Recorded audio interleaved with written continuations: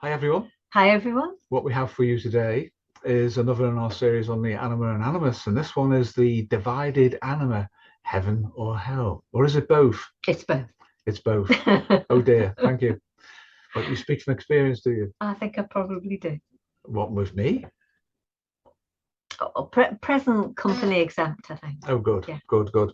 Right. Seriously, there's a lot in this one, and we really hope you enjoy it. And Yes. thanks to our student Mladen, who's great, who takes part in it with us. Yeah. So with loads more coming, loads more. But this is the one for today. So see you all. See you soon. Thank Take you. care. Right, so here we have it then. This is the scene from the card. And what we have, of course, is a contemporary street at night with bars and clubs.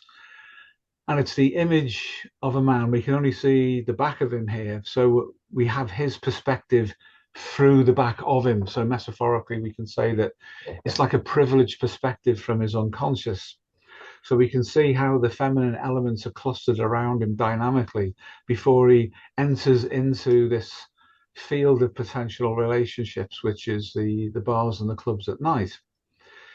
So the first thing to notice is the older woman on the right, which represents his mother, but not only externally, but internally, how he's incorporated her influence over him during his development. And then on the outside, we have a dark-haired woman on the left and a blonde-haired woman on the right. And of course, the title of this video is the divided anima, heaven or hell.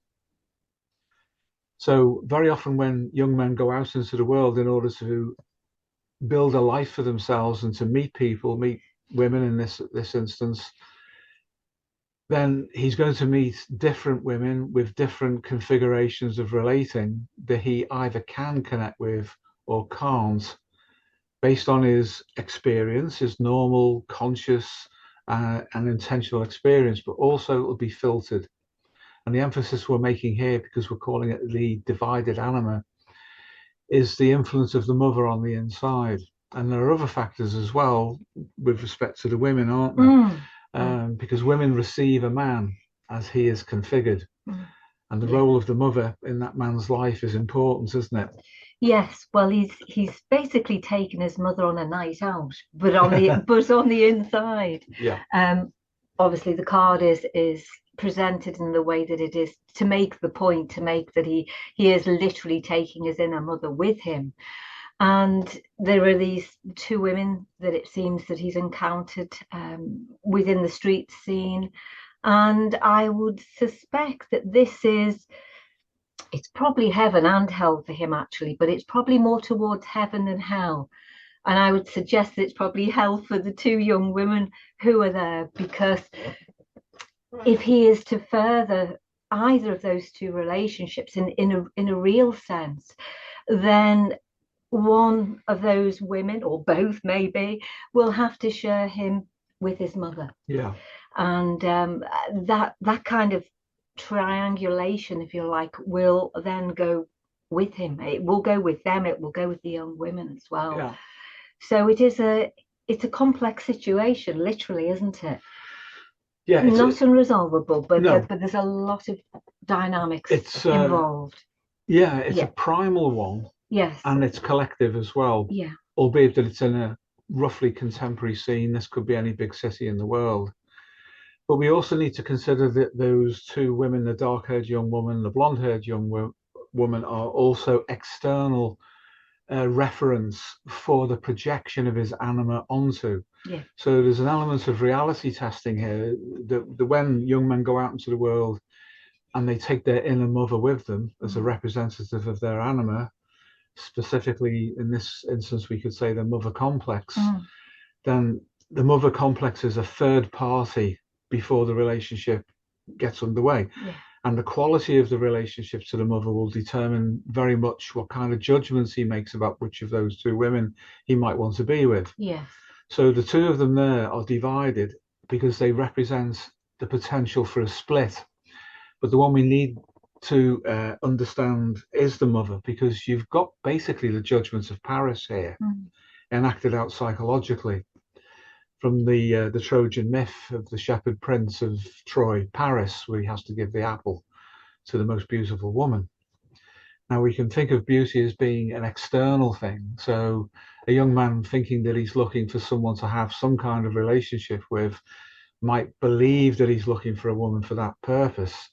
But the presence of the mother imago on the inside will determine, as I say, whether he's free enough to make a proper choice, or whether he actually retains his capacity to relate from the outside and redirects us on the inside. So he's still basically giving the apple to the mother. So from the man's perspective, that young man's perspective, that's the primary unconscious issue for him that will get in the way of him making a choice about what kind of woman he's going to relate to. Now, if we take, for example, just on the basis of simplicity, that the dark-haired woman represents hell and the blonde-haired woman represents heaven. And no offense against dark-haired women, by the way. It's just for illustrative purposes. Then if he makes the wrong choice because of the effect of his mother complex and goes for the wrong kind of woman, then that will be probably because of either a direct resistance to his experience of his mother and the formation of his anima through his mother, or it'll be because his instincts are trying to move him away from his own attachment to the mother rather than the mother's attachment to him. So as we say, it gets really, really complicated.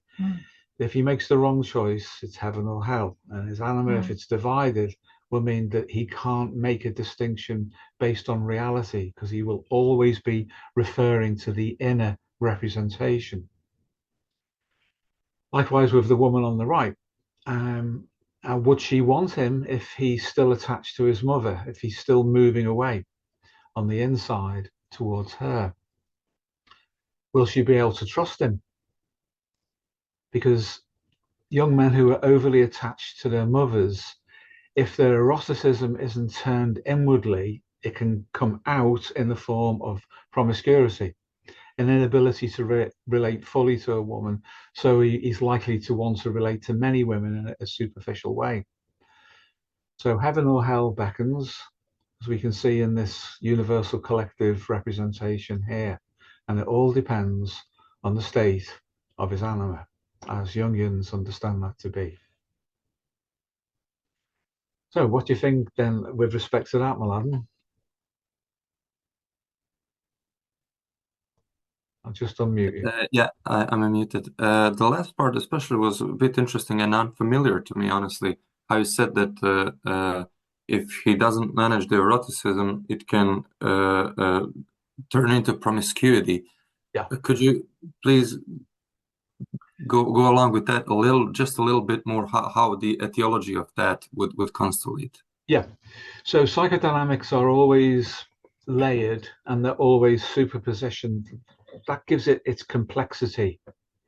And the reason we say, for example, by their libido shall ye know them, that basically means that how their life force, not just their sexuality, but their life force is delivered into the world, tells us pretty much what we would need to know about the configuration of anyone on the inside.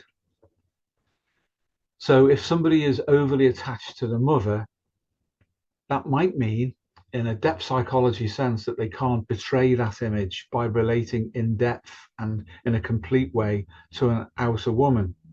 So there'll be no in-depth relating, but there might well be promiscuity, because then he can objectify women on the outside whilst holding his mother up as some kind of inner ideal that he can't betray.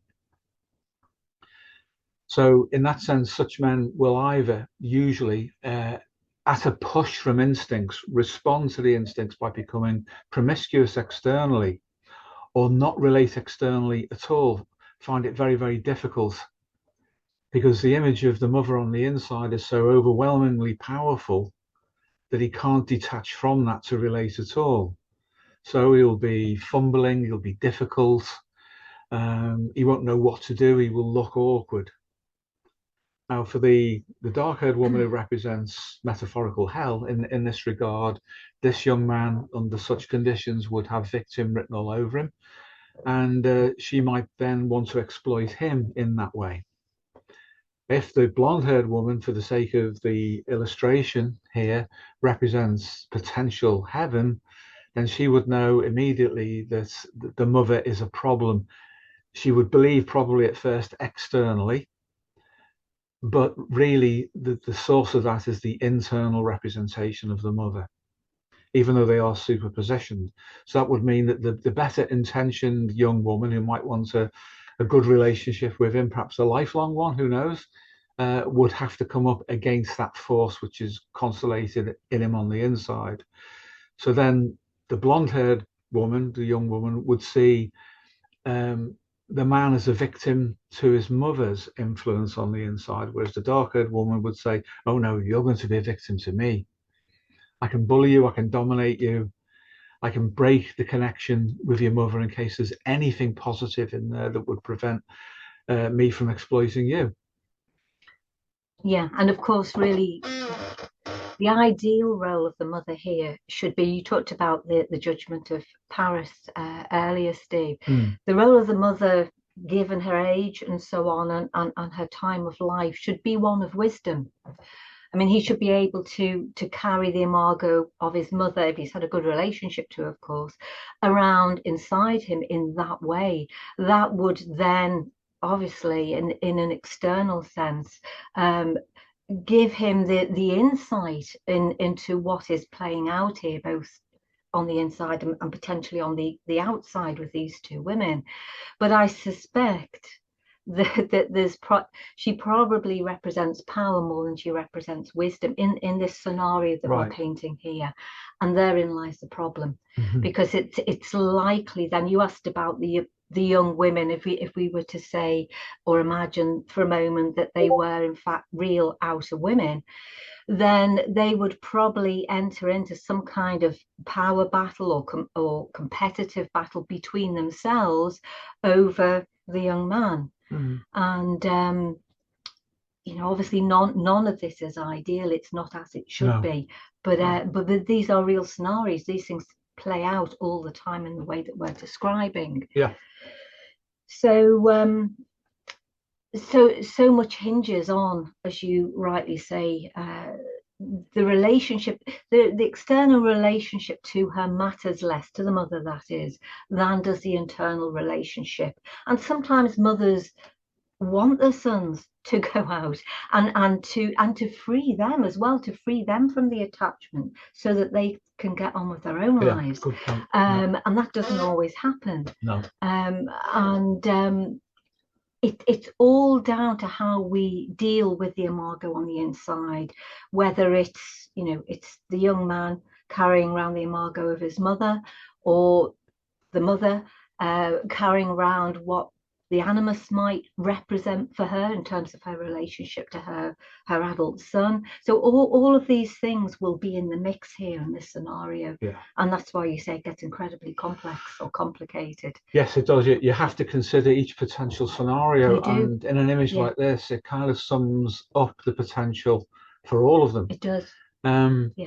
But the ultimate figure that has responsibility for their own life is this young man, and he has to make the choice. Hence, this is like the judgment of Paris. He has to decide which way he's going to go on this. He could potentially be left with the equivalent of Hera or Hera, the mother, the queen of heaven, you know, or he could go with Venus or Aphrodite, or perhaps Athena. You know, which is he going to choose? And he can only give it to one, give the apple to one in the myth. But that, of course, means that he makes an enemy of the other two. Now that story, that metaphor, really puts the requirement back on the choice of the young man, in a way that the burden of responsibility is his to deal with whoever he isolates, whatever force, psychological force that he isolates by making a choice. So if he does betray the mother, if the mother's been controlling and powerful, and he gives that over to the equivalent of Venus or Aphrodite, then wisdom might be thrown to the winds along with power as well. And he might get access to the woman, but not have the wisdom or the power to actualize a safe rite of passage for himself through that. Well, he might get what you were suggesting before, Steve, with respect to a more promiscuous kind of relationship, or a more primitive kind of relating, really, whereby, you know, as the expression goes, one night with Venus, a lifetime with Mercury. Yeah. And I know that's not a very pleasant thing to think about, but, you know, that can be the end result for some young men who find themselves in these situations. Yeah.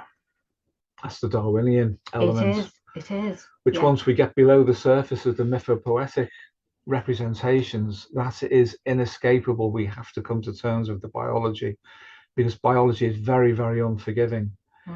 We can always make a fantasy-based representation in order to ease our way away from consequences of choice that we've either made or not made. But biology is unforgiving once we do make a choice, because, for example, there can be children involved, that kind of thing, that we're pushed by our instincts to bring about, just to bring about the reproduction, almost without regard for the consequences of that at a human level, for the child as well as for the parents.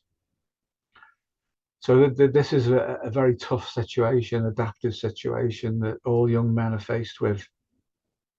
What do they do with respect to relating, and how conscious or otherwise they are of the anima as a driving force for relatedness is going to be key.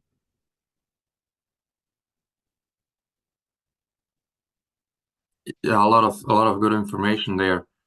And a part of what you were saying about how there's a division here between the representations, the anima representations of heaven and hell.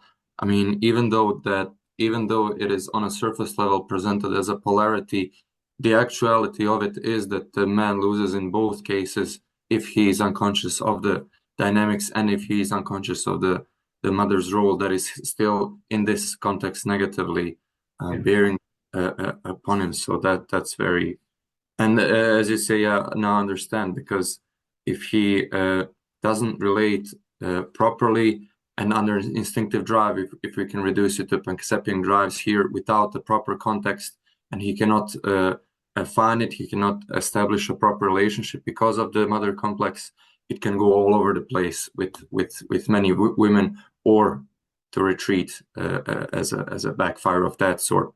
So in either case, it doesn't bode well for the young guy in the picture.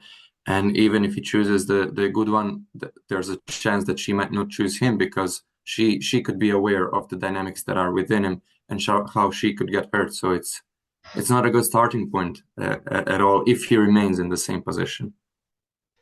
Yeah. So consciousness, preparedness, in other words, is the key. And how many young men are prepared by their education or even their parents to understand what this choice is? Because as we come into consciousness socially ourselves, the state of our parents is so important about whether they engage with guiding us or not. And that engagement, should it occur, can be double-edged too, because there's very often a lot of jealousies. There's an awful lot of stuff that can be going on between parents themselves that all gets ducted down into the young man. And the net result can be he's completely unprepared by them, and he may have to go to a peer group in order to get prepared in whatever fashion may be available to him. But these are such important choices, aren't they, for life? Yes, they are. And I guess for young men, if they have a good mother, in the sense that the mother too understands these dynamics and understands the importance of having her own life, of having her own, having that separation, having her own track, if you like, then, you know, that's a blessing. But we see the pathology, don't we? In our work. This is it. We very rarely do people come in who have a good relationship, and they've managed to navigate these developmental stages positively, and they absolutely don't need to see people like us. But we see the pathology in the raw, and particularly where there is a very possessive mother, a mother who is overly attached to a son. We see some terrible outcomes from that. I know you particularly, Steve. I'm not suggesting that you mention case studies, but you have worked with a number of young men who have been, well, I'll give an example because I think there's enough of a passage of time to be able to say it, but whose mother insisted that her son sleep with him. And that caused terrible problems, terrible amount of suffering. You actually managed to help him and to free him from that. But he was in a terrible state when he first. I remember the one that you mentioned, you know and it's a very long time. It's 35 years ago. It is a long time ago. Yeah. Seems like yesterday, but I do know that he's okay now. Yes. But that poor guy was on the edge of suicide. There's no doubt about that, and he was a mature man then. But he's not the only case. There are others where the same thing has happened. The mother's actually brought I can think immediately of another two relatively recently, and by that I mean the last 15 years. Without going into any detail or disclosure, where the son had been brought into the marital bed, and the father had been embarrassed out of it, and the son stayed right through adolescence and into early adulthood, and the damage that was done through that was awful. But I guess that's self-explanatory without going into any detail.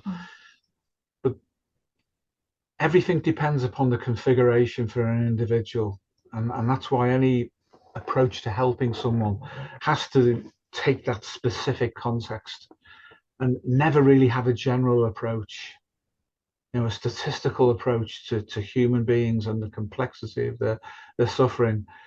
So we need to be able to receive the field of the experience of a person. And you'll know, Mladen, that the way we both work, but I always work this way, is I always start on the periphery of a very wide field. And then it's a case of circling, and the circles get closer and closer. And in going around those circles each time, we're scooping up different things, associations, testing the background before we get to the figure of the individual. And of course, the figure responds to this circular approach, which is beginning to gradually focus in. And the person who's suffering, their complexes respond. You see the defense mechanisms mobilizing, but also the healing factor responds to that slow approach, which is nevertheless going to eventually arrive directly at the core of the problem. And in doing it in that way, you can build and maintain a field of rapport, and you can be updated continually yourself as you're interacting with the field of the other person. So I'm emphasizing that because in personal development, we have to do the same thing with ourselves.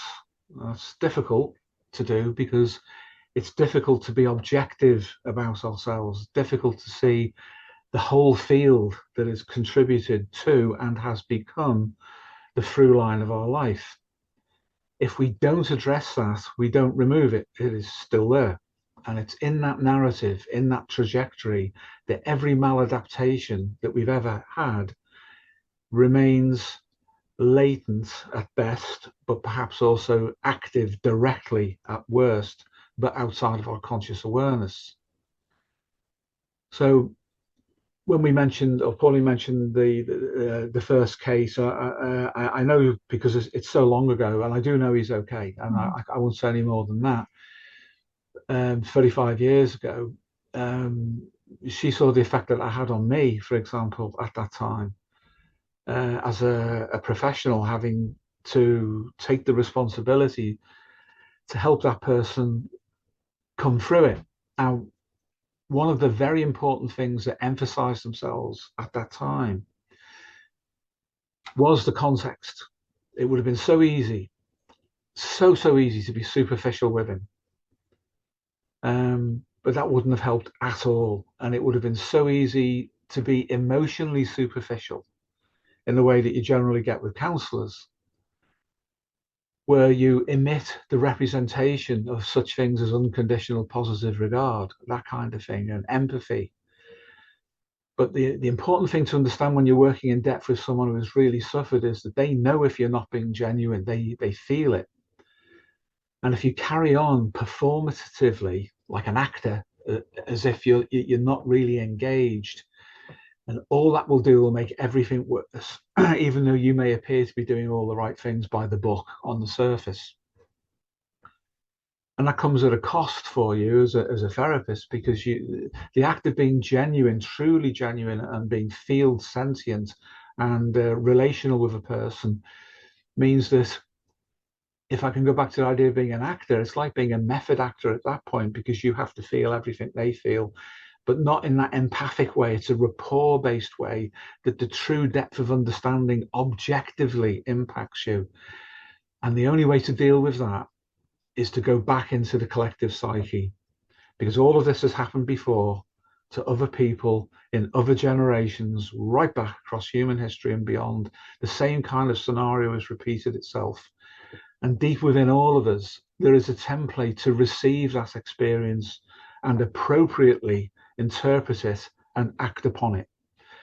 But these representations are so far removed from normal consciousness that we have to understand what dissociation is in order to access it.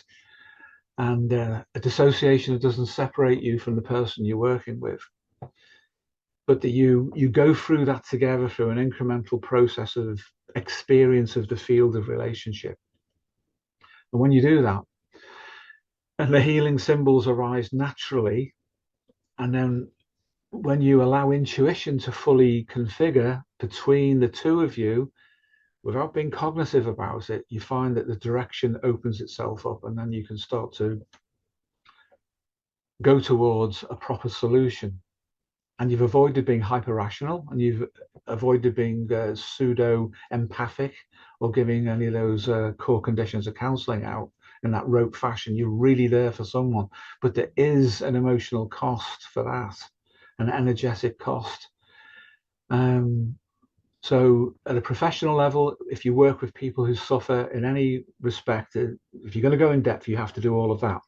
And if you do that with someone who has a divided anima, which is really what we're talking about today, then of course that division is manifest at every level, every superposition level of that person's being about relating. So it's not just that the mother perhaps has had a role, perhaps, in splitting the young man on the inside to do with his sense of confirmed identity as a young man, and for the mother to model the femininity. It's not only that, it means his action in the world is divided when he tests his self-concept against meeting people at adaptive stages of life. And then when he comes to see a therapist, those divisions are all constellated. So you have to reach deep inside the field of that person and find the right way of intuitively, not directing them, but intuitively helping them to access and draw through the healing symbolism that is then felt at an intuitive level to be shared between you. And at that point, the right direction will emerge. But it is difficult because complexes, as I know you know very well, Mladen, through your training and through your work with people, complexes defend themselves. They generate all sorts of alibis, all sorts of distractions, including a distribution of symptoms. Now, as Pauline was talking about in one of the earlier videos, that metaphorically, when the decapitation occurs and cognition's gone, there's a tendency to somaticize. Now, that can happen, the decapitation metaphorically, through repression, because it's lost from consciousness, ego, psychological consciousness. But the information then transduces into the body, where it offers a reflection of itself back to cognition via a symbolic conversion, which then becomes established as a symptom that is physical. And the ego says, that's just physical. That's got nothing to do with anything else. This is just something else completely. So I can now forget about my cognition in the same way, or forget about the the physical origin, which is non-physical in origin, it's psychosomatic, in the same way that I'm now forgetting about my cognition. I'm saying I can't use it. What is that? I can't reach the physical symptom. So the split is there. That's internal relating. That is still the anima. So the compound field nature of all of these issues, we have to know how to receive. And what we receive is the libido, the life force that the other person gives off. So by their libido, we will know them. And much of that knowing is intuitive. It's not guesswork. A lot of people think intuition is guessing. It's not that at all. It's a kind of receptivity to the waveform of a person. So it's what they say, it's what they don't say. It's the physical symptoms they have, and it's ones they may not have, or that they used to have, and they've changed, and how they relate to you, and what emerges in you in response to how you receive the other. But that's both ways. But they will be receiving the field of you too. And again, in the context of personal development, as I said earlier, that's what we need to do for ourselves if we're going to follow that particular route. If we're going to work on ourselves, we need to be able to adopt a position which is objective about us, but without collapsing into cognition, which is too abstract.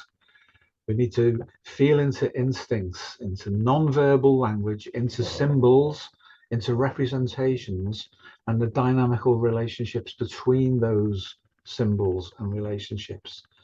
If we do that, then impressions will form, which are non-cognitive. It might be imageries, narratives, dreams, that kind of thing. But we need to be sensitive to that, receive those things, confirm receipt of them, try not to internally project a cognitive position over them, internal projection. Once we do that, then the psyche will begin to represent itself in the right way for it. And if it trusts the ego to receive it, then the healing process will begin from within and it will move to without. So it's the same issue fundamentally, whether it's personal development or clinical practice. And when we make an observation of a third party who may be going through these things, or we make an observation of ourselves, it's the same again. We have to go in ultimately to the collective psyche, into those universal patterns that keep repeating down the generations. So the street scene a long time ago would have been very different, and ultimately there would have been no street at all. There would have been a natural environment. The Paleolithic, and perhaps even earlier, when some of these things were laying down for some of our non-human primate ancestors that still lived in social groups, those highly conserved representations are passed on. So the imagery that we experience now contains the old imagery within and beneath the new. But the healing is likely to come from the conserved past and not the pressure of the immediate moment. But we do feel the pressure of the immediate moment consciously, without realizing that we're also feeling instinctive pressures. But making these observations in the right way is really important in how to solve the divide and anima, isn't it? It's a hell of a problem though, clinically, isn't it, how that manifests itself?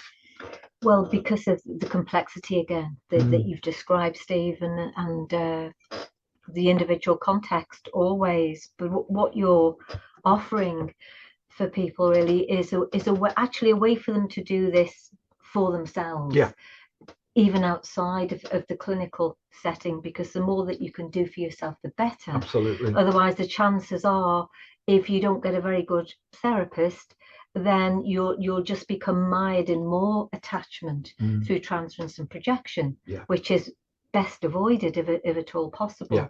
So if you can go the personal development path, it's far better. Yeah, absolutely.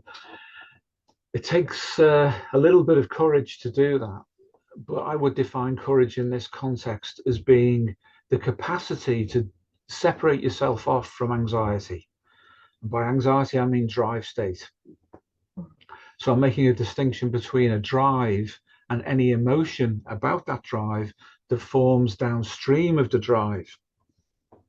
A lot of people, naturally enough, make the mistake of interpreting anxiety as an emotion.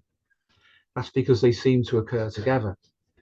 But the drive itself in its pure state is only a drive, and we feel that as pressure, which we then interpret emotionally, and then secondarily, even after that, we might put a cognitive understanding on it. But the drive itself has purpose, and that purpose is always adaptation. And maladaptation comes to how we interpret the drive. And that is so important. So in order to have the courage to deal with anxiety, we need to understand what it is.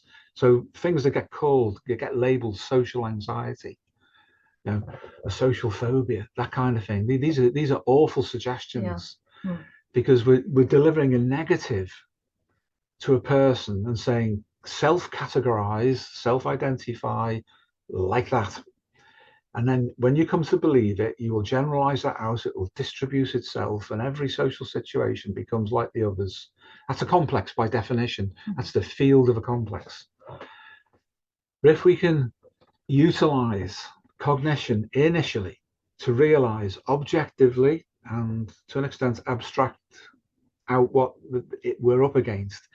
So this is just drive pressure. What does the drive want from me?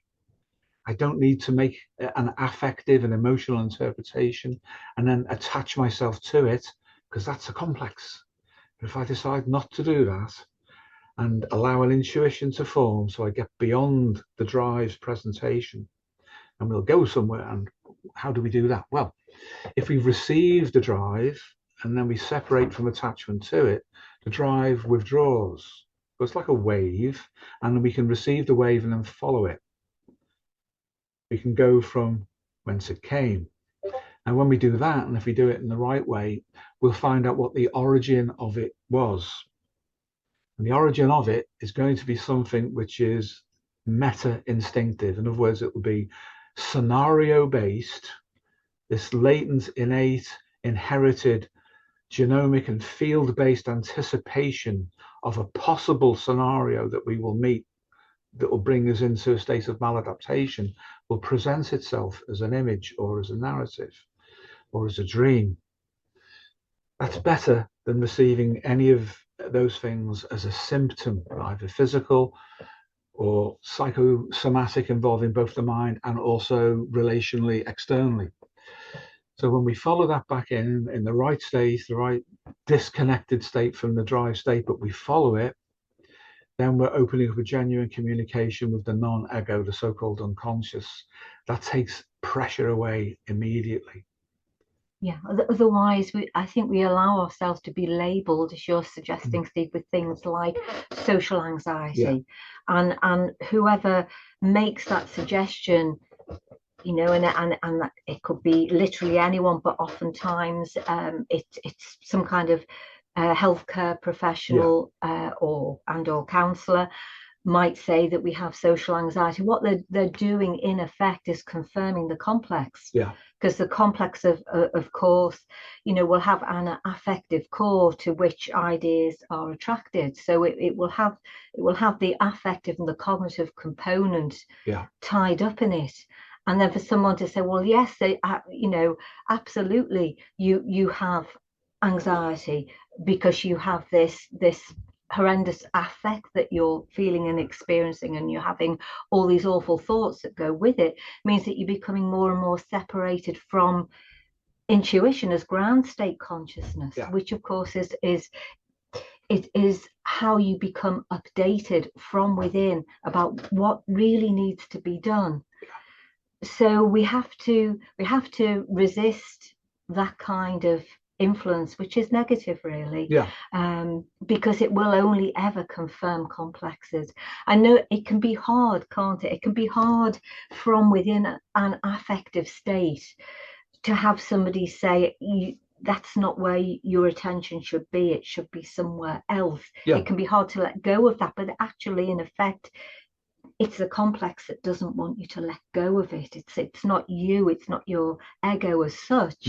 So again, I think bearing that in mind and not seeing the drive state as being something bad or something negative is very helpful. It's very reassuring, because that allows us to go with it, allows us to go beyond it and into intuition, which is where the solutions are to be found.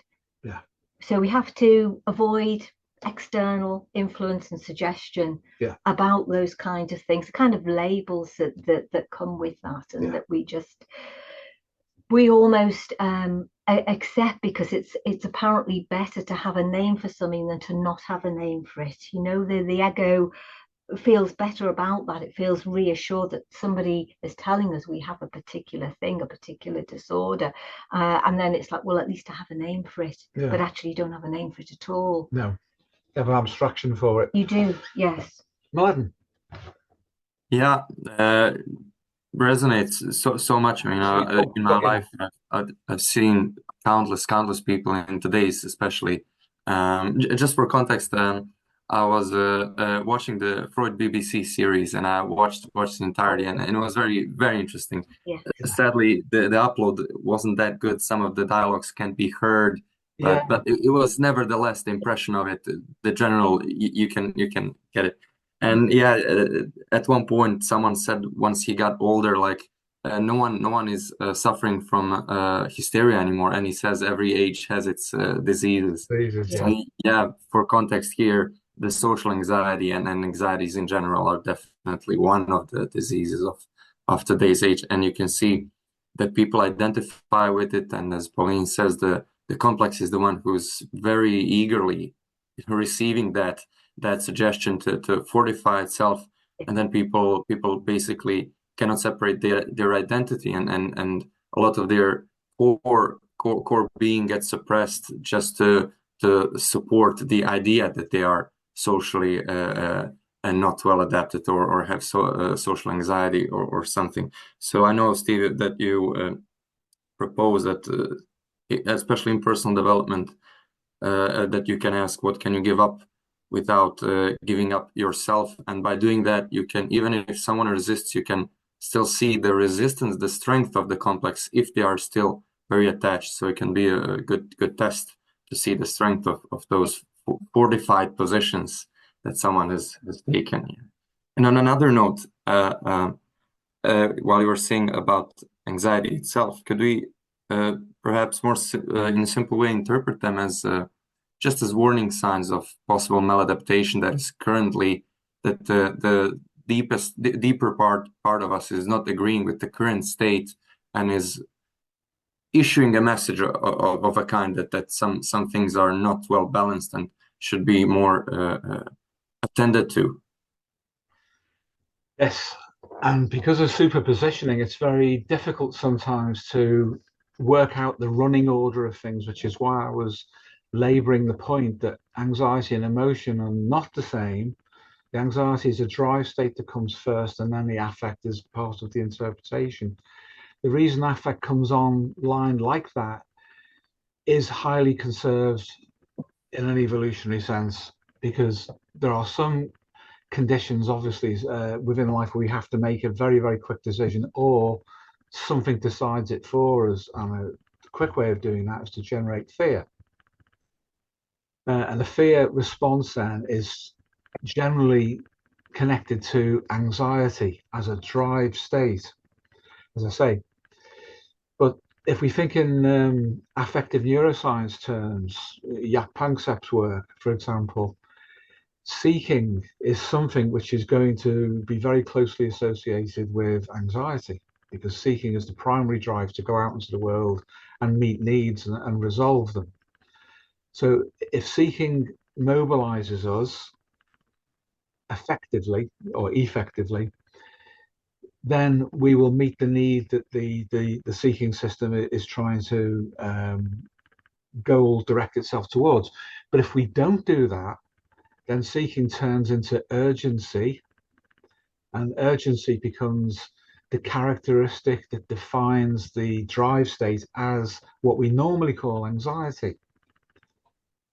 So seeking is just motivation, and seeking and intuition we've experienced this in our work, haven't we, are pretty much the same thing. Yeah, they because certainly go hand in hand. They go hand in hand, yeah. Because intuition is also a form of pressure to complete a much bigger scenario or situation than ordinary seeking would do. Because ordinary seeking, as it's so highly conserved from primitive organisms, primitive species, that it meets immediate biological needs.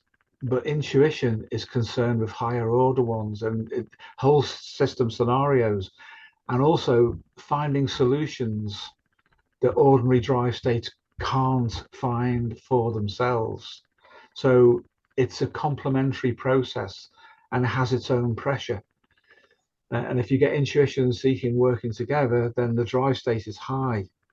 And then if the ego personality can't sort it, then the affect kicks in as a form of urgency. Cognition cannot understand affect. If we collapse into cognition, they're very, very different states from one another. So in that sense, then the cognition starts to collapse, and then the anxiety builds up even more to try and push past the inertia of cognition, and the whole thing gets worse. But if we relate to it properly, and that's the key, because relating to it properly means, in effect, you are using your Jungian anima properly. I am relating on the inside to that which is not me, the ego. This is the wider field of me. I am receiving and therefore relating to it. That means the anima's working. When the anima's not working, then we're very often, as men, in a state of high anxiety about all sorts of instinctive issues that Freud would understand. And that would include relating, mating and relating, and the status, Adler, to do with our social position. Freud seeks Adler, Adler conceals Freud. All of these things become applicable at that point where we understand that we are superpositioned into several states simultaneously. The relating function is the key. How do we handle that? Well, how have we been trained to use it? That's relational in and of itself, because we need to receive examples of what relating is that confirm us and set boundaries for us. And as you know, principally that's for a young man, in fact, for both biological sectors, that comes from the mother. The mother's example of giving birth for a second time to us, but this time not to us just biologically, but to our ego as it emerges out from the unconscious, defines how we learn to trust the non-ego. And that then gives us the foundation to be born for the third time when we leave the mouth of the cave out into the world. So relating is the key to everything. And how that configures for us is how we meet our potential partners in the world. Hence the anima is superpositioned in every state it has ever occupied before. Every interpretation that it has ever made is latently there, and we bring representations of that through for us. The mother carries some of that. Other significant women that we have met in our life carry some of that, whether they're school teachers, figures of authority, extended family, or just chance meetings where later meta-instinctive levels of relationship are rehearsed in children, pre-puberty. You know, they're kind of getting to know the strangeness, if you're a man or a male child, male young person, of women and the feminine. And the result of that, of course, is that it gets turned mythopoetically into the kind of things that the Jungians talk about. The qualities that they ascribe to their understanding of what the anima is has all of these developmental impressions within it. And that's another problem for men when they're exposed to Jungian ideas, is that every one of those impressions, developmental impressions, then gets attracted to an apparent explanation of them. But the explanation brings them online, it reboots them all at the same time into these symbols, which then act as if separate to the ego. And but they're not, and separate externally, but they're actually operating in the same way internally, separate from connection to the ego, but they are systematized. And there you have your anima complex as it functions and as it's superpositioned from within to without. And that's the kind of configuration that we meet clinically and any of us will meet in terms of personal development when it comes to relating.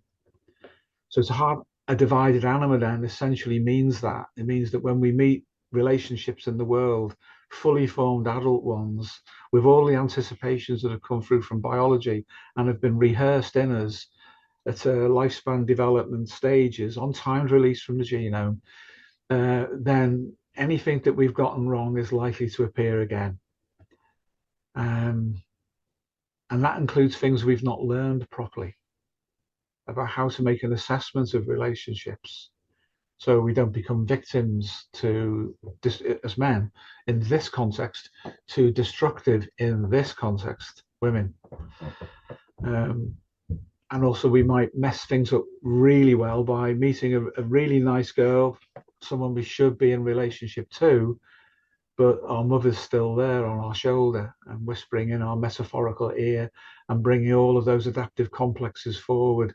And then our prospective partner, who could have been our soulmate, thinks, oh no, this is too much.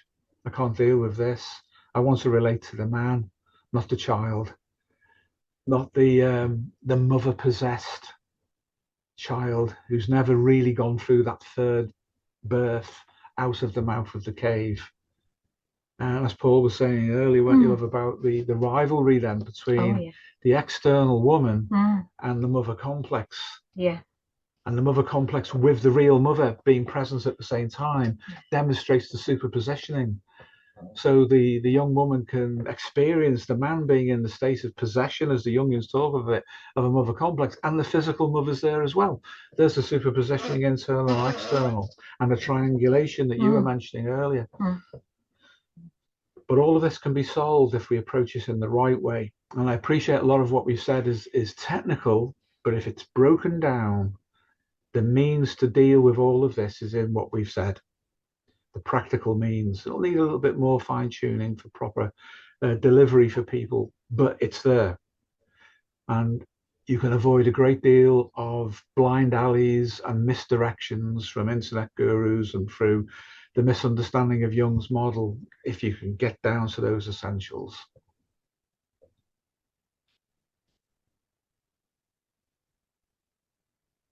Very nice. Yeah. On an earlier part, I didn't get a chance to comment on that. It will be a short one, I guess, but the picture that you presented, it shows the mother at a first glance, even though her look and demeanor is in a very caring way. The negative side of that can definitely be all the things that you were saying. Yeah, if she's too controlling, even her care instincts can become a victim for her complexes or some pathologies of her own, or maybe Adlerian issues that even though she presents in a caring way, she's really keeping the son trapped under her influence there. So yeah, I mean that's such a good point, Mladen, because it's a fine line, isn't it, between caring and possession, and that intense kind of concern that the image of the mother in the picture appears to have can sometimes feel. I mean, I can feel as if that is too much, and then this is just a representation. It's not a real scenario as such, but the intensity of her gaze is it feels too intense. It feels as if she is way too attached, and the suggestion is probably that is the case given the way that this has been put together. So what, as you rightly say, why is that? Well, what is it in the mother that means that she feels she has to remain so attached to her son in that way? Because while she's attached, her life is on hold as well. Well, whatever that means for her and in the way of her own potential to develop herself at the stage of life that she finds herself in.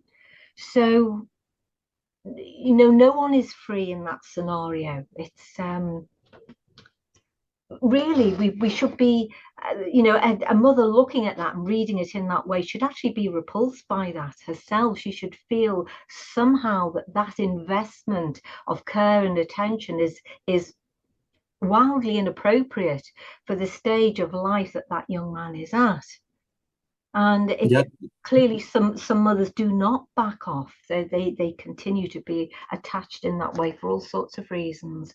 And it's such an unhealthy scenario yeah, for all concerned. definitely. Yeah. I mean, it could be for the mother, perhaps some individuation issue that she Yes. cannot go forth in her own life, and she needs to remain in the role that she's familiar with. Yes. And that would yeah, that's interesting. I might be wrong here, but would that constitute a transference from the parent to the child, actually? Oh, yes, without a doubt. And the extent to which any individual woman or mother is aware of that will, to some extent, determine the outcome, because some women, some mothers, some older women will hang on for dear life, even if these things are pointed out to them. They just, literally and metaphorically will not let go. You can look at that and that image, and I mean, I certainly feel if I was in conversation with that woman, I'd want to say, for God's sake, leave him alone. Just get out of his life and go and develop yourself.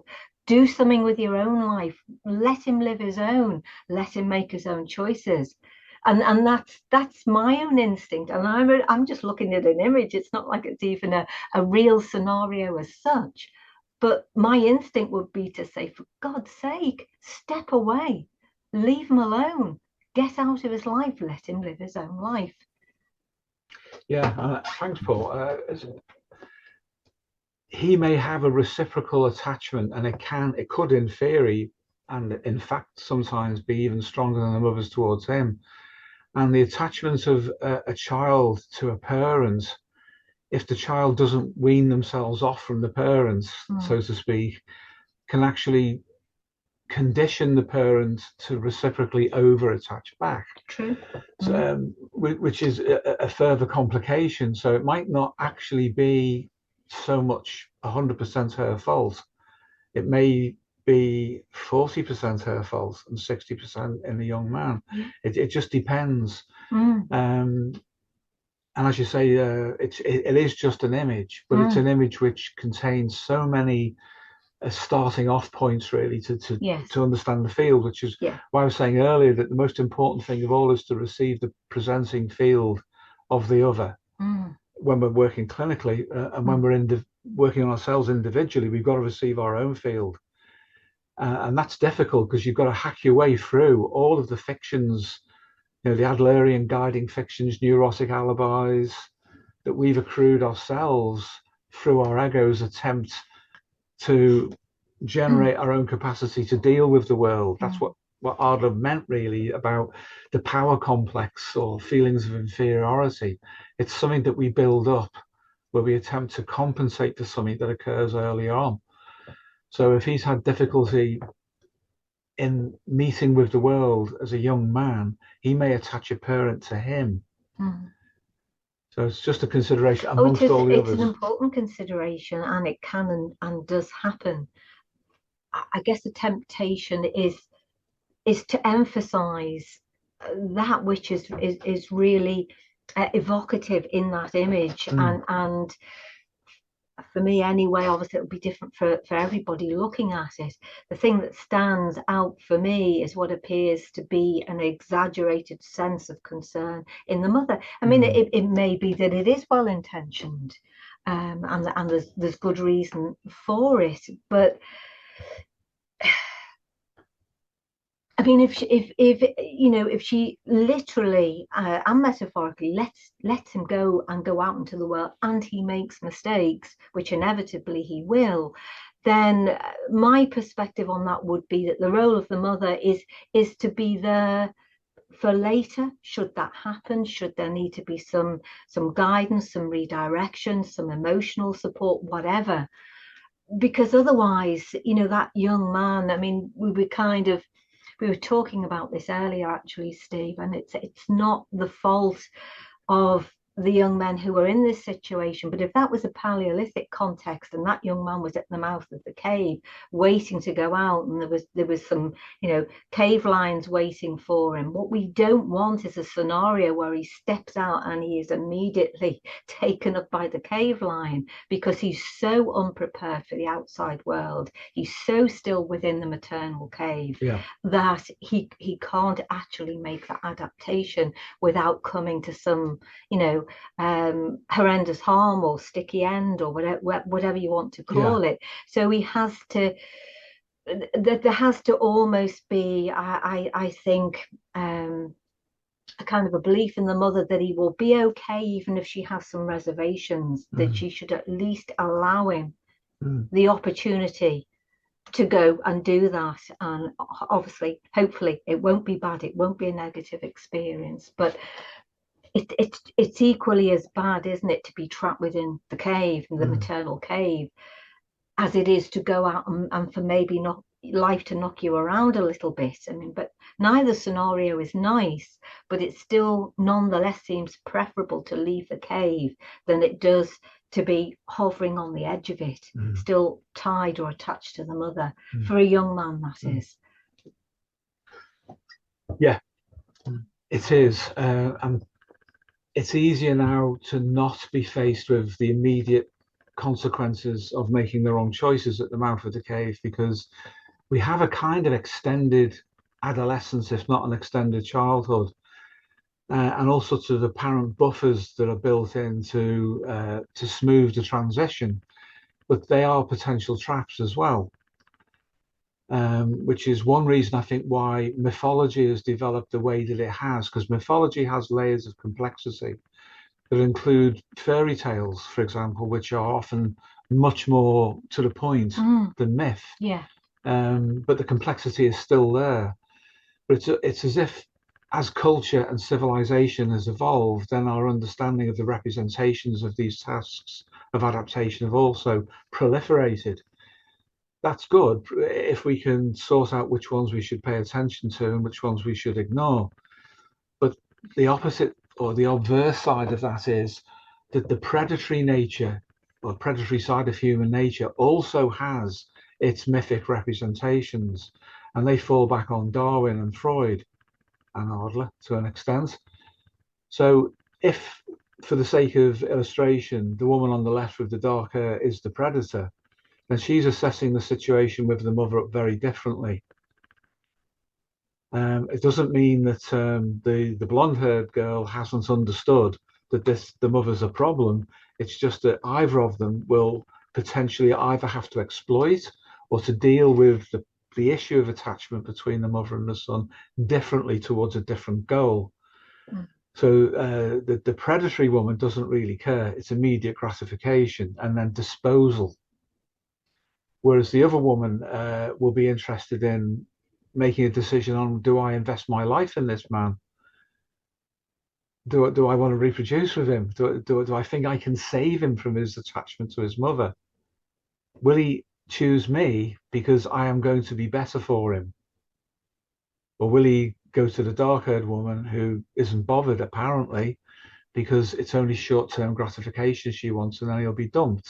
And of course, inside the psyche of the young man, consciously to the ego or otherwise, an understanding of both of those scenarios and others also exists latently as meta-instinctive representations, because his ancestors have experienced this before in a sufficiently similar way for those meta-instincts to mobilize themselves in the form of a drive state, which he will feel as anxiety, but he has to interpret the anxiety properly in order to understand the meta-instinct.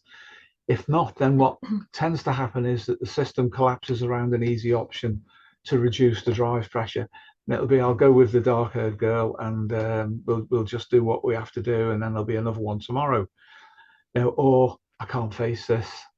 The blonde-haired girl's too much for me. I am not prepared.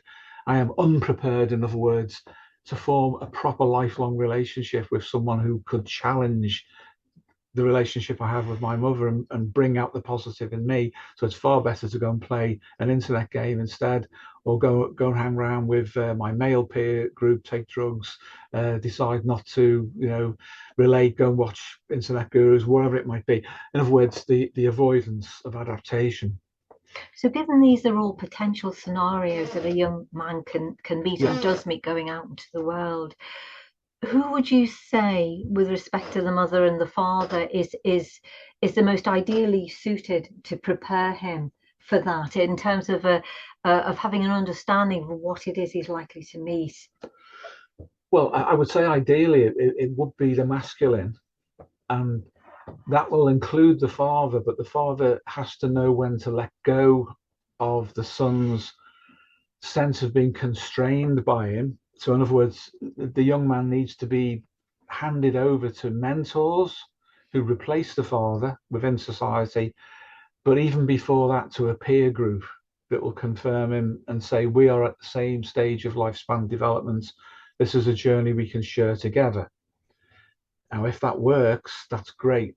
But of course, there are many ways that it will not work, some of the time at least, because peer groups can be very reductive and catabolizing and have Darwinian dynamics operating for competition between them.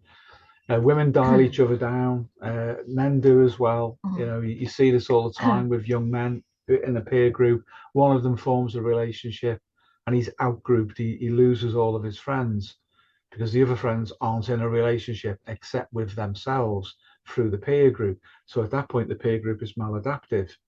All of these pressures are occurring. So there has to be a meta-representative or representation, and there is within the psyche, of what the masculine is itself. And as that unfolds through lifespan development, that's the origin of a lot of hero myth representations, so-called hero cycle. I would avoid the hero cycle as defined by Joseph Campbell, for example, though, having said that, because that's far too collapsed into a mechanistic and rote cultural understanding of a very flexible internal model that is learned by experience directly across many hundreds of generations for many thousands of years.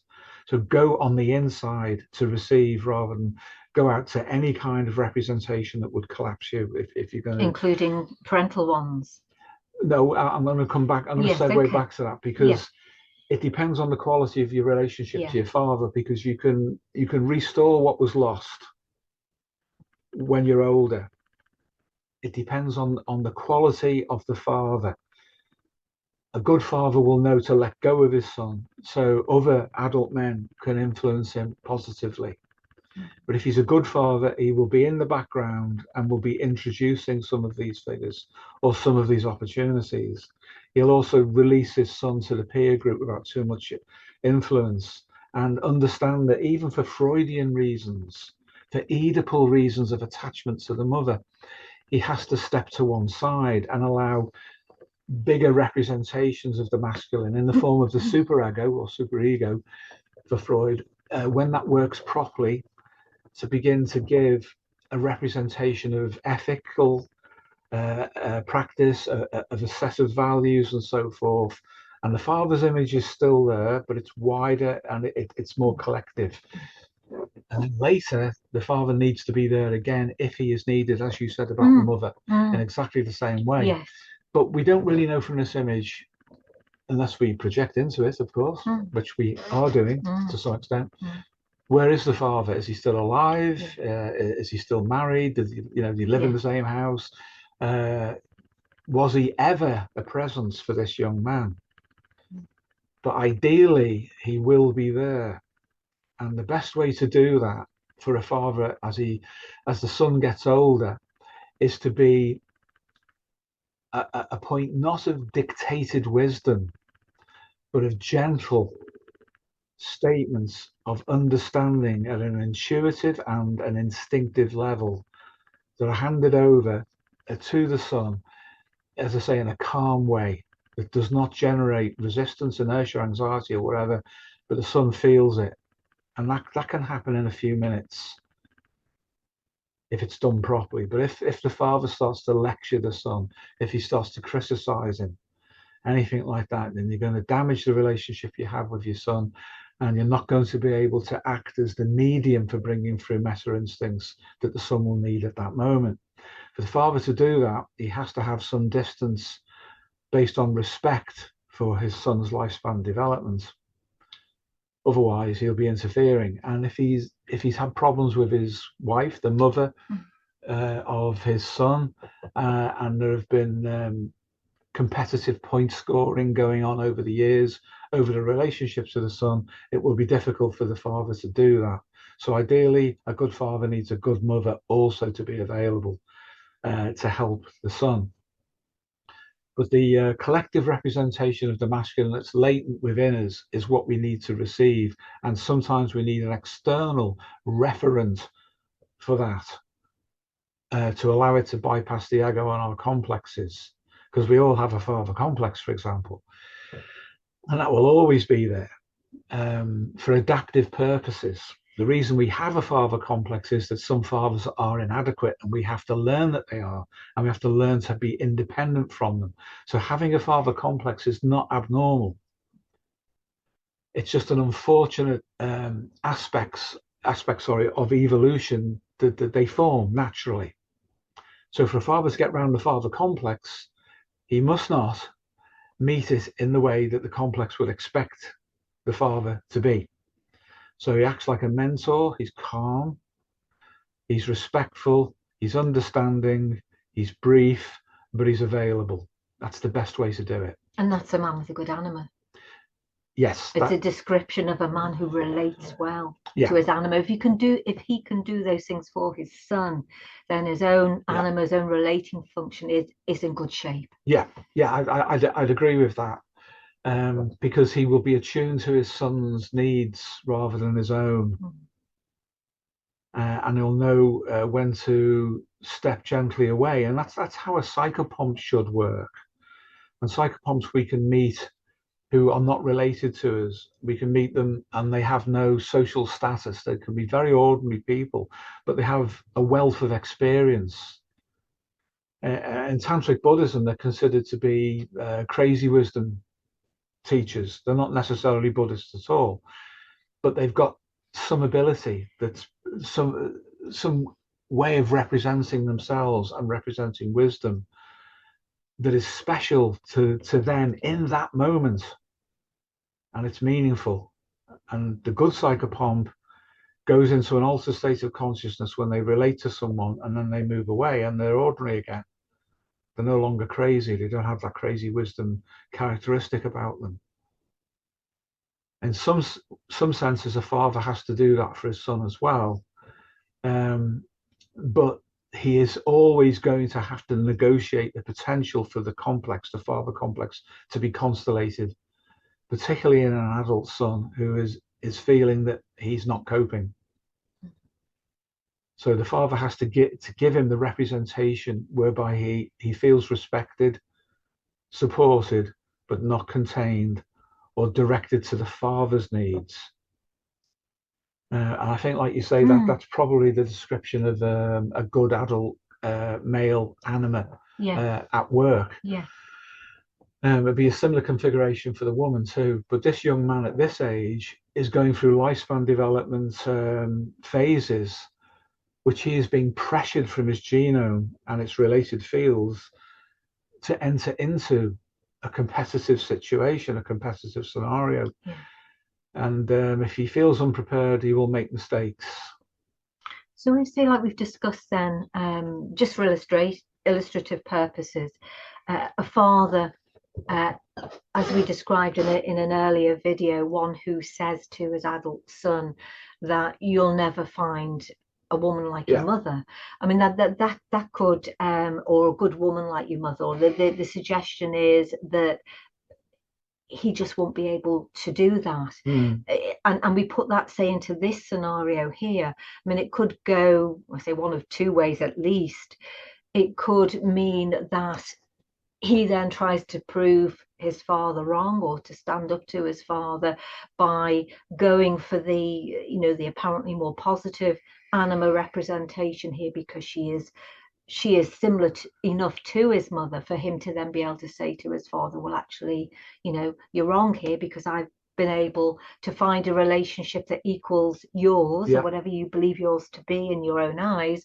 Or he could be pushed more in the direction of the dark-haired woman, who would maybe lead him into a more sort of promiscuous situation that doesn't really result in any kind of longer term relationship, because maybe in parties, as I think you were suggesting, the young man fears that kind of situation where he has to commit to a woman, an external woman, long term, but also that other woman might offer him, there's a sense in which that relationship with the dark-haired woman would be more edgy, maybe a little bit more exciting, take him into experiences that he hasn't had before, and therefore, and also contradict his father's values about how a young man should be and conduct himself, and the kind of relationships he should have.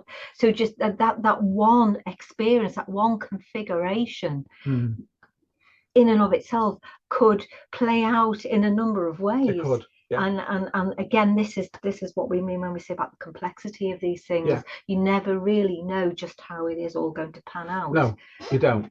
And that's a hugely important point, obviously.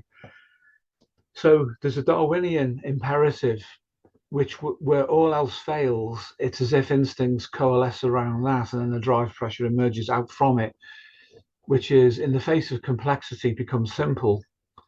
And in engagement with that simplicity, fulfill only Darwin, because at least you'll reproduce. That's very fundamental. That's a selective pressure that's been right back in our ancestry. And it is that way for all animals. And we are. And knowing that, though, allows us to be more human. And the ability to make choices, the burden of making them as well, that's important. And again, this is where myth comes from. These are collective representations of solutions, but also problems that have been experienced before. So yeah, there's a lot going on here, and there's a lot of ways of dealing with it that are important. What do you think, Mladen? Yeah, it's interesting that you also introduced the father, even though he's not here in the picture, because he might offer some stability to the situation, or if he was also not a good figure, then it's a double whammy for the young guy here. Yeah. So yeah, but we are on the mother here, specifically interested in her in this video, and in a part of this, Pauline, you were mentioning how the best progression for her is to carry on with her life and have a positive role in a way that she should release the son into the outer world and continue on with her own development. And I'm interested in how could it pan out that if the mother is, I mean, I've seen this in my life, that's why I'm asking. Yeah. If the mother is under strong instinctive pressure to do so, and is not very conscious of it, so that she can, in a more gentle way, confirm the son's place in the outer world, or give him symbolically the father, or confirm him in a way how he should relate to other women. And if she's under such an instinctive pressure and she's not able to do it in a gentle and confirming way, basically kicks the son out of the house. So even though she is accomplishing the separation, it's done in a very aggressive way, and I'm interested how that could pan out in this scenario, for example. Oh, that's such a good question. It seems cruel, doesn't it? The way that you've painted that seems like an extreme way of dealing with something that needs to happen. Clearly, it does need to happen. but to do it by literally throwing, her son, the young man, out of the house, it may be the push he needs. Whether that's the best way of tackling it is, I guess, another matter. There's probably kinder ways of doing that, but again, it's so dependent on context, isn't it, Steve? Yeah. I mean, I would personally find the idea of doing that as it feels too extreme, but it just depends what the situation requires. And if it is a case that nothing will happen positively for that young man in terms of his finding his masculinity and finding his place in the world, if that has to happen for that to happen, then arguably that's preferable than him still being stuck with a, decades later, which can happen. So it made me think of oh gosh, back sort of into classical times, some of the ways that mothers were expected to deal with their sons. I'm trying to think of the name of that film. It's not going to come to me, unfortunately. Where mothers, young men, sort of when they reach puberty, they were torn from their mothers. There is a myth behind it. I can't think of what it is right now. That's, you know the one I mean. But that idea of literally a forced, almost a violent separation from the women. A number of there's probably a number, isn't there, classical cultures that have entered into that, and that's a very extreme way of dealing with it. But I think it's relevant to the point that you made, Mladen, that how do women manage? How do mothers manage this process with their sons, particularly, say, if the father's not really very involved in their lives? He's either physically absent or just absent in the sense that he's not an influence, maybe not even positively or negatively, may just be there but be inert. Yeah. So I guess in that extreme scenario, I think it is preferable to bonding him, literally physically, because the act of throwing him out is almost a symbolic act, isn't it? It suggests more than it may appear. It's one thing in maybe not having a roof over his head, but it's what else that means as well at other levels. So I don't know, what would you say on that, Steve? Do you feel that it's that would be a kind of a cold sort of cutthroat way for a mother to deal with her son, or can you see a context in which that would actually be justifiable? Well, I think the only context it's justifiable unto itself, again, would be a Paleolithic one. So that's what we're dealing with all the time, when imagery like that through frustration may emerge in someone. It's going to be highly conserved, so it'll have a lot of pressure.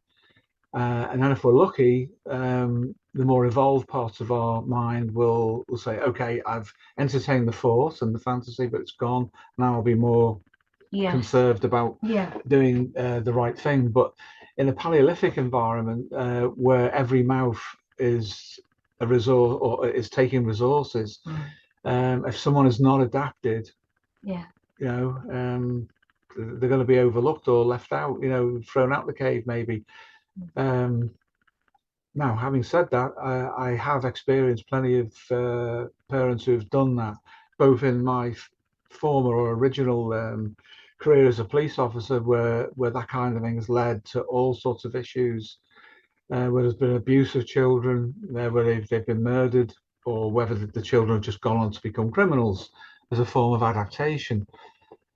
So it's still there as a response, but decent people won't do it. They'll think about it, they'll feel something, but they won't do it.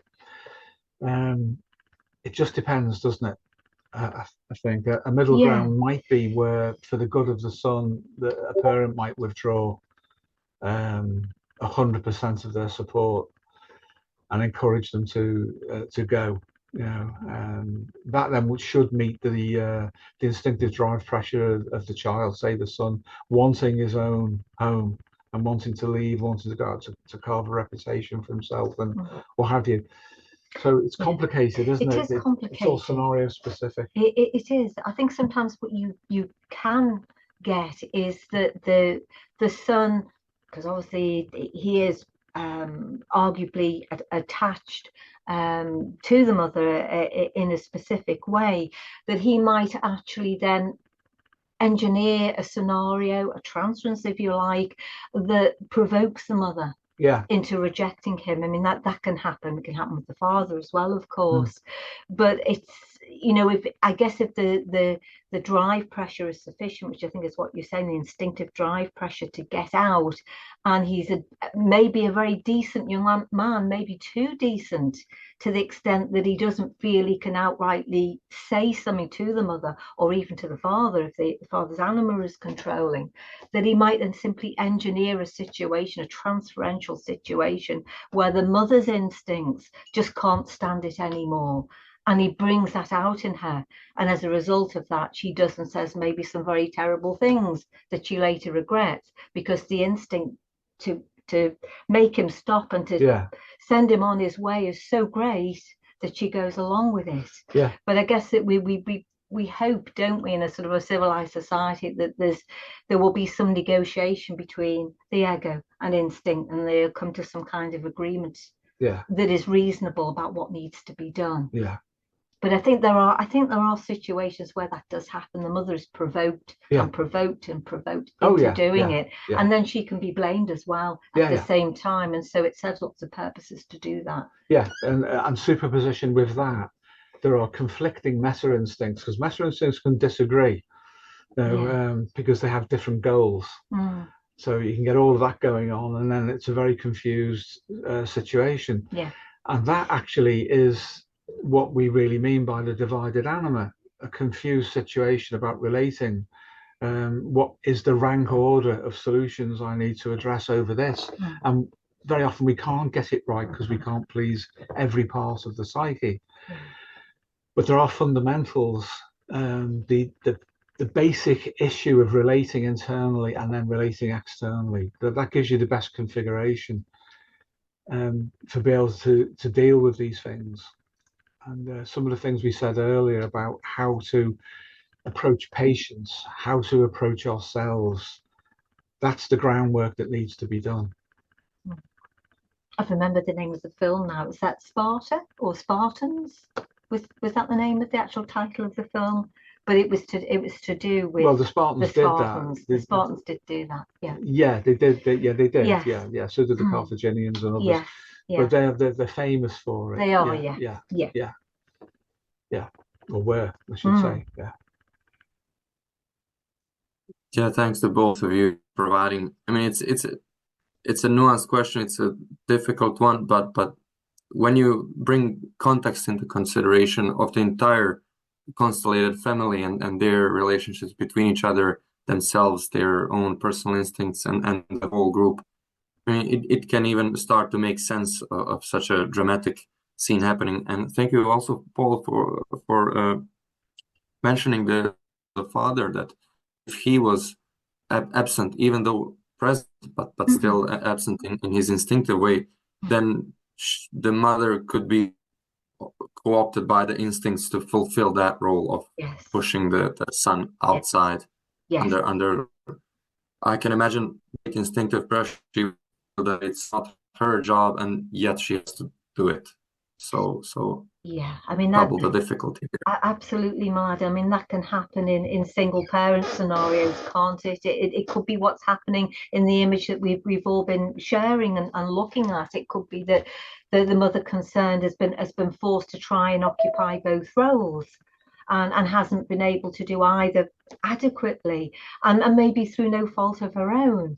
But I do think the thing is that, you know, at a meta instinctual level, no matter how much a mother might try to be like a father, an absent father, whatever that means, it is ultimately impossible for her to fulfill that role in the way that it was intended and certainly anticipated by the son. So, I mean, a lot of women find themselves in that scenario, and no doubt they do their very, very best to deal with what is a very difficult and demanding situation, and it's nobody's fault as such, but nonetheless these dynamics inevitably play out in the way that they do, because they're not ideal. No. Meta instinctually, not for anybody.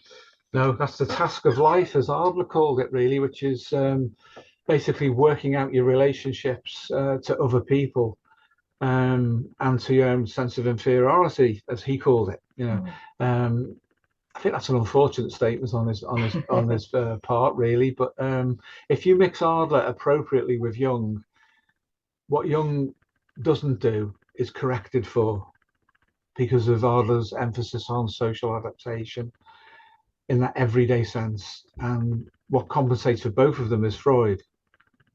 How do you come to terms with biology and instinct? If that's not done properly, Adler doesn't work, and neither does Jung. So really, we need all three.